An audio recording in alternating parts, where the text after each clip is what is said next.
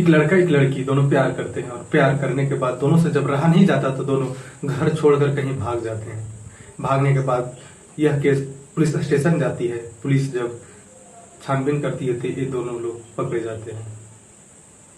उसके बाद जब लड़की से पुलिस पूछताछ करती है तो लड़की बताती है कि हाँ साहब, यह लड़का जो हमें जबरन उठाकर हमारे घर से ले जाता है कहीं सुनसान जगह पर, वहां 3-4 दिन हमें रखता है और हर रोज हमारे साथ यह लड़का रेप किया करता है।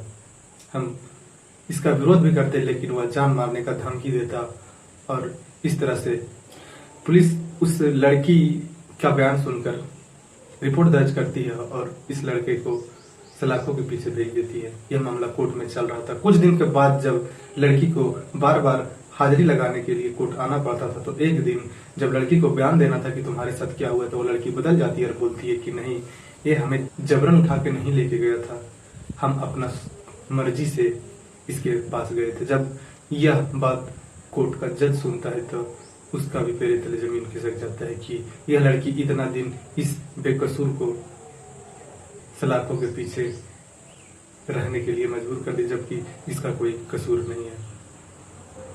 फिर जज उस लड़की को जितना दिन उस लड़का को सजा मिला था उतना दिन उस लड़की को भी सजा दिलाने का फैसला करती है। हाँ, तो इस कहानी को सुनने के लिए वीडियो पर बने रहें और वीडियो पसंद आए वीडियो को लाइक करें, चैनल को सब्सक्राइब करें ताकि इस तरह का वीडियो हर रोज तक आप तक पहुंचता रहे। हाँ, तो नमस्कार, आप देख रहे हैं द रियल क्राइम। मैं आपके साथ रंजीत नायक। उत्तर प्रदेश के बरेली जिला में एक जगह लगता है दुर्गा निवासी। वहाँ एक परिवार रहा करता था जिस परिवार में टोटल 3 लोग होते हैं। एक महिला जिसका पति कई वर्ष पहले ही डेट कर जाता है और इस महिला के 2 बच्ची होती है।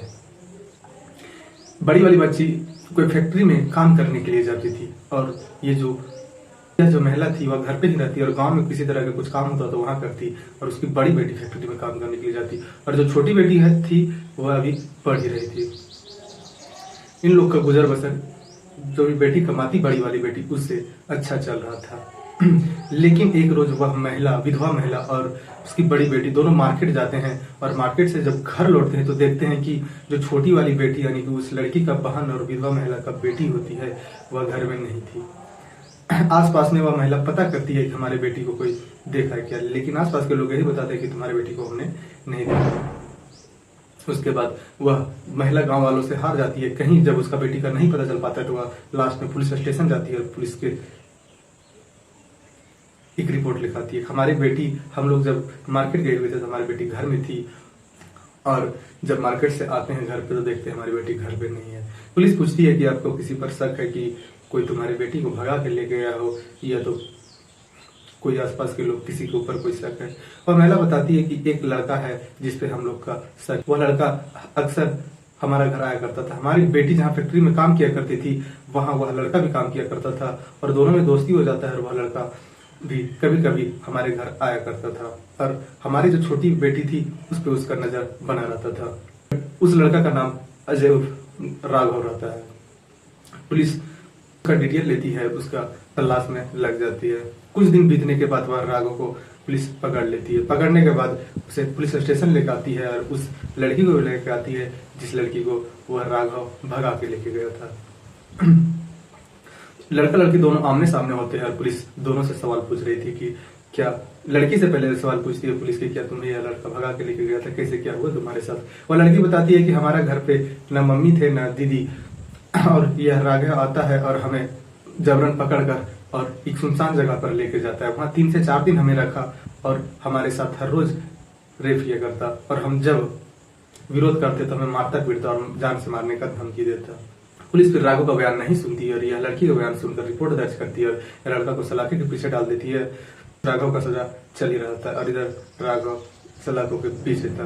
फिर उस लड़की को पुलिस घर भेज देती है और वह विधवा महिला और उसके 2 बेटी घर में रहने लगती है। बड़ी वाली बेटी का काफी उम्र हो गया था और वह जो महिला है वह एक लड़का देखती है और बड़ी वाली बेटी का शादी करवा देती है। कुछ दिन बीतने के बाद छोटी वाली बेटी भी शादी का उम्र का हो जाती है और फिर छोटी वाली बेटी का भी वह महिला शादी करवा देती है। लेकिन कहीं ना कहीं जब जब कोर्ट में हाजिरी लगाने जाना होता तब वह लड़की जिसके साथ रेप हुआ था वह जाती। शादी होने के बाद भी वह लड़की को हाजिरी लगाने जाना होता। अब शादी से पहले वो लड़की अकेली जाया करती, मम्मी के साथ जाया करती, लेकिन शादी होने के बाद अपने पति के साथ जाया करती। लेकिन वह कोर्ट में आखिरी हाजिरी था, उसमें लड़की को बयान देना था कि तुम्हारे साथ क्या हुआ क्या नहीं हुआ। उसके बाद कोर्ट का जो जज होते हैं वह उस लड़का को सजा सुनाते। लेकिन जब लड़की को कटघरा में उतारा गया तो वह लड़की जो बयान दी उस बयान को सुनकर कोर्ट का जज का भी कहीं ना कहीं पैरों तले जमीन खिसक जाता है। इसलिए कि जो लड़का काफी दिन तक सजा काट लेता है, लेकिन जब लड़की बयान देती है तो जज को लगता है कि हम बेगुनाह को गुनाहगार ठहरा कर उसे सजा दे दिए और सलाखों के पीछे रख रहे थे। वो लड़की बताती है कि नहीं साहब, यह तो हमारा रेप नहीं किया था, हम अपना मर्जी से इसके साथ गए थे और हम लोग दोनों काफी ज्यादा प्यार किया करते थे। जब यह बात जज सुनती है तो जज को भी लगता है कि कैसे कैसे लोग हैं, एक सब कुछ मर्जी से होने के बाद भी लड़के के ऊपर इल्जाम डाल देता है लोग, और लड़के को कहीं ना कहीं सजा का हकदार होना पड़ता है। फिर जज जितना भी उस लड़का का सजा था वह सजा लड़की को दे देती है और वह लड़का को बाइज्जत बरी कर देती है, और वह जो लड़की थी उसे सलाखों के पीछे भेज देती है। वह लड़की अभी जेल में है, वह लड़का जो राघव है उसे कोर्ट में बाइज्जत बरी कर देती है और लड़का अपना घर लौट जाता है।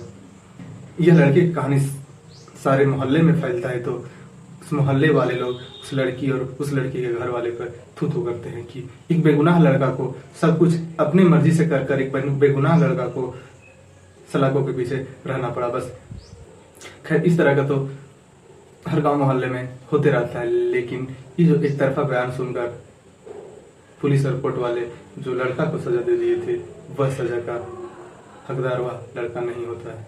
इस कहानी में इतना ही। जय हिंद, जय भारत।